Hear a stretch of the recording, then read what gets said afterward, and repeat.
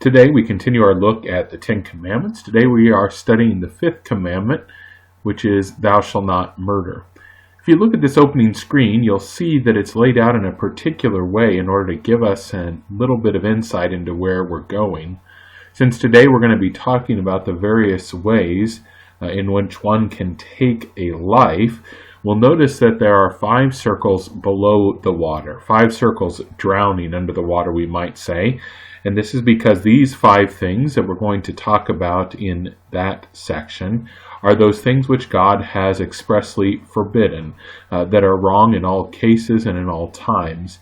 Up above the water, though, you'll see there are also 2 circles up there, things which indeed do take life, but which God says are not murder, that they are not something that he holds people accountable for. We'll return to that when we get there. Let's begin by looking at the Fifth Commandment as it appears in Martin Luther's Small Catechism. Here we see the words, "You shall not murder." What does this mean? We should fear and love God so that we do not hurt or harm our neighbor in his body, but help and support him in every physical need. We note here that some of the older translations of the Catechism use the phrase, "You shall not kill," but here now the New Catechism uses the phrase murder. We'll return to that again later to understand why that slight change was made. But we learn here again that the Fifth Commandment flows from the first. We are told again to fear and love God. But in this particular commandment, we are reminded that not only are we not actually to kill our neighbor, but we're also not to hurt or harm our neighbor, particularly in his body. But on the other side, anything we can do to help and support our neighbor in his bodily needs, we should be first and foremost among those going to help him as God's people who understand how God views the body and the needs thereof. Now we're going to go to those circles that are below the water, those that are drowning, those that are things that God forbids. The first one is the most obvious, which is actual murder as we might think about it at face value. Right? The most obvious thing forbidden here is the taking of life without right cause. This is forbidden because man is made in the image of God as his creator. We are not free to take a life that God has created. Throughout all of this, we're going to see those principles applied. One, that God is the author of life, and secondly, that God then has the choice of when to end life. And we should not we should not try to take that right from him. Let's read a scripture verse that helps us to understand this. Genesis 9, 5, and 6. "From his fellow man I will require reckoning for the life of man. Whoever sheds the blood of man, by man shall his blood be shed, for God made man in his own image."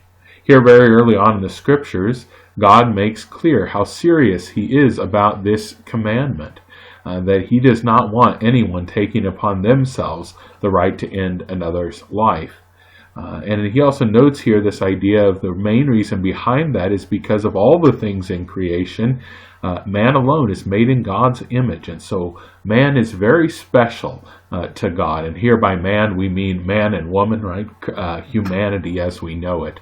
Very special to God, so special that he made man in his own image. And therefore anyone who takes a life should know that their life justly should be taken back from them. We move on to the next one, though, because we might think, well, I've never actually murdered someone, so I'm doing quite well in the Fifth Commandment. But as the Catechism meaning made clear to us, and as Jesus makes clear also, as we'll read in a moment when he speaks, this commandment is to deal with more than actually killing someone. Jesus says, in fact, that any time we are upset enough in our minds and hearts to hurt someone, we have already sinned. We've already broken this commandment. And so while we think, I've never committed murder, and that may just be true, the truth also is that we have also had anger in our hearts, that same anger which ultimately can lead to murder, although thankfully in most cases it does not. Let's read Jesus' words. From Matthew chapter 5, he says, "You have heard that it was said of those of old, 'You shall not murder,' and whoever murders will be liable to judgment. But I say to you that everyone who is angry with his brother will be liable to judgment. Whoever insults his brother will be liable to the council, and whoever says, 'You fool,' will be liable to the fire of hell. Yes, Jesus takes very seriously the things we do to hurt our fellow man. Jesus says here again that it's not just about murder, but it's also about being angry. It's about what we do with our words. It's the names we might call those whom we get angry with. And Jesus makes clear here that in his eyes, that is pure sin. Sin that we should be held accountable for, were it not for the grace and mercy of Jesus Christ. So while we may think, I've never murdered someone, we do have to admit that we have broken the Fifth Commandment time and time again through these means. Let's move on to our next circle. The next circle that we must talk about in our day and age is that of abortion. Hopefully all of you listening understand what abortion is, but this is the medical procedure by which a child who has been conceived in the mother's womb is killed. Their life is taken, and that child is then sadly discarded of in a tragic way. We note that since God has made clear to us that he knows children even in the womb, that conception and life go together, that God indeed tells us that right from the time that tiniest form of a baby is present in the mother's womb, it is a life that is to be protected. And therefore, we have to stand up against things like abortion. We have to say that this is not right and proper. Let's read about God's wonderful working even in the womb. We notice here this from Psalm 139, verse 13 and 14. For you formed my inward parts, you knitted me together in my mother's womb. I praise you, for I am fearfully and wonderfully made. Wonderful are your works, my soul knows it well. Here we hear the psalmist talking about how God is active in a person's life long before they ever come out into the world. He is active in their life, indeed, even as they are there in the womb, in their mother's womb. And so we, as God's people, seek to give voice to those who don't have a voice for themselves. It's very important, though, when we are talking about this issue of abortion, to note that so many people's lives have been affected by this in one way or another, whether they have had an abortion, whether they have forced someone else into thinking about an abortion, or whether someone in their family has made this choice in their life. We want to be clear that all of these sins that fall under the Fifth Commandment are forgivable. Jesus died for all of these sins as well. And so while we, at one hand, confess how terrible these things are, we also need to make clear in our ways of speaking that all of these sins are forgivable, and that those who have had a part in an abortion need but confess that sin and receive the wonderful grace and mercy of God. We need to always make that clear to people. We'll move on to our next bubble down here, our next circle, which is euthanasia. Euthanasia, if you're not familiar with it, is the practice of generally administering a cocktail of chemicals through an injection into someone to cause them to die. Why would anyone do this? Well, the most usual case is those who have chronic disease and illness, those who are indeed suffering in a lot of ways. And while we can understand the desire to end suffering, we cannot say that it is proper to take life in order to do that. Yes, some people in our day contend that when someone is suffering greatly, it's loving to help them die more quickly than they naturally would. But this too is sin. Again, it is not up to us for ourselves or for anyone else to force someone into death or to help someone to die. That alone, again, is up into God's realm. It is what God does. He is the one who gives life, and he is the one who is to take life. This practice, sadly, is becoming more and more prevalent in our world and is legal in certain countries and also certain states in the United States. It's something that, again, we want to speak up against. We want to proclaim that God is the author of life. Let us go to a scripture. Psalm 31, 14 and 15 say, "But I trust in you, O Lord. I say, you are my God. My times are in your hand." Here, this verse reminds us, right, that we are to place our trust in God. that even if we have to endure a chronic disease or suffering, we know that God will walk with us all the way through it, that He will send both His people and His pastors to bring us comfort in that time. And so we leave our times in God's hand rather than seeking to end our life earlier than it would otherwise be ended. We move on to our next circle. And this is the whole area of medical technology, specifically here focusing in for a moment at least on what is often called embryonic stem cell research. We have so many ways to address disease thanks to medical advances in our world, and we give thanks to God for those. But we must recognize that any treatment that requires the destruction of life is not something that we can endorse or use.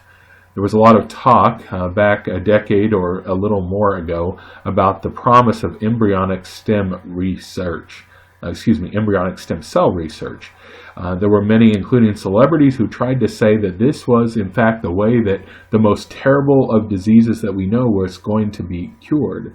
The problem is, in order to get these embryonic stem cells, you must, as the picture you see before you there, extract these cells from an embryo. And an embryo is a tiny baby in its mother's womb, or at least starting in its mother's womb. In this case, it's extracted, then this stem cell is removed. When the stem cell is removed, the baby dies. And therefore, again, we cannot say that it's proper that one human being should be killed in order that another might be helped. We certainly rejoice at any medical technology that brings health and healing to people, but not those forms that take life in order to do that.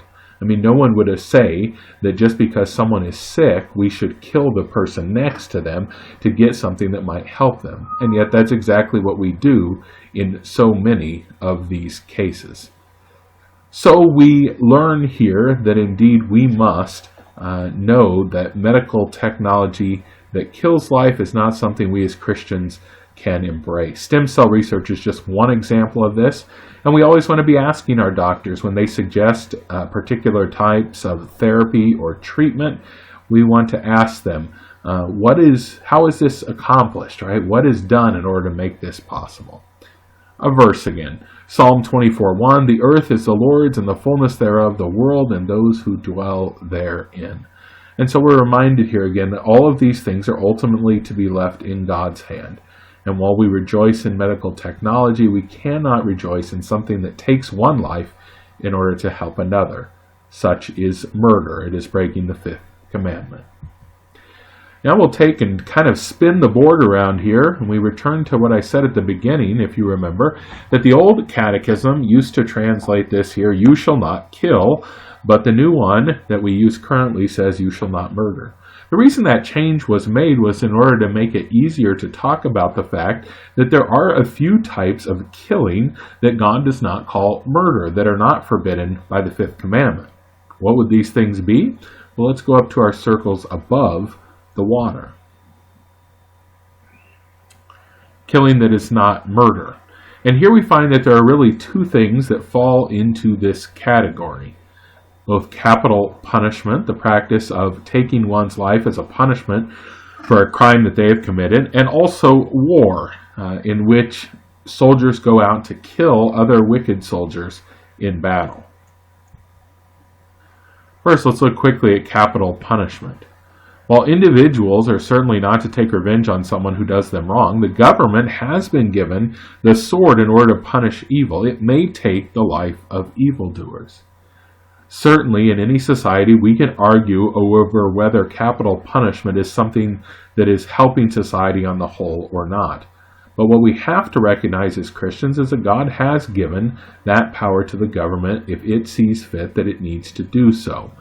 We can take the life of someone because they have taken the life of another or done some other horrendous crime. And this God does not say is evil. He does not say it's a breaking of the Fifth Commandment. Rather, he says it is exactly what he has given government to do. Again, no individual can take this upon themselves, but government has been given the sword by God, as we'll read here in just one moment. Likewise, also, when government goes to war, when it is fighting someone that is doing evil, then again, then again, we can say in that time that war and the actions of war, which include murdering, not murdering, but killing, I should say, are also justified in God's eyes. For God, again, has given this authority to government in order that they might kill, not just as some sort of random act, but as a way of punishing evil, as a way of thwarting evil upon the earth.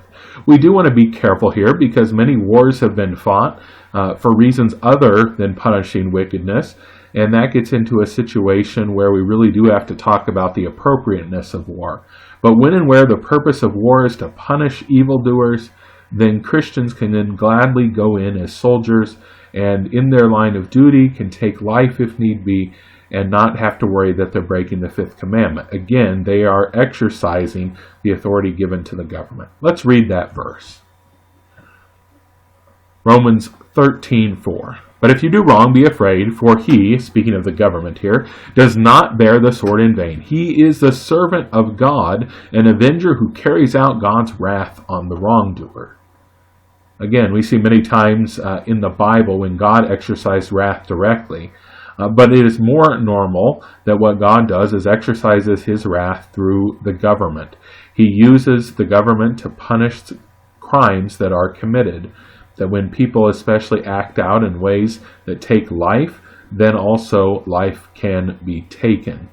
And so again, it's not necessarily that we rejoice when this killing has to happen, but we recognize that it is certainly something that the Scripture allows the government to do in its role of avenging people who have done evil, in its role of being God's wrath poured out upon the wrongdoer. And so Christians involved in either of these things can feel certain that they are not sinning against God, but rather are simply working for him, helping him do his work of constraining and restraining evil. That will end our talk here today on the Fifth Commandment. And so we remember in closing again that God has told us that he is the author of life, and therefore we are not to take life. And we listed several ways in which that can happen in our world, and certainly there are others that we did not talk about. We also then reviewed and said there are these specific ways that the government has been given the power of the sword to restrain evildoers, which we should not consider murder, even though a life is taken. I hope leading this through you today has helped you to better understand the Fifth Commandment as it's presented to us in Martin Luther's Small Catechism and in the Scriptures. If you have any questions, you can feel free to contact Pastor Hoppy, and I'd be glad to discuss it with you further. God's peace on your day.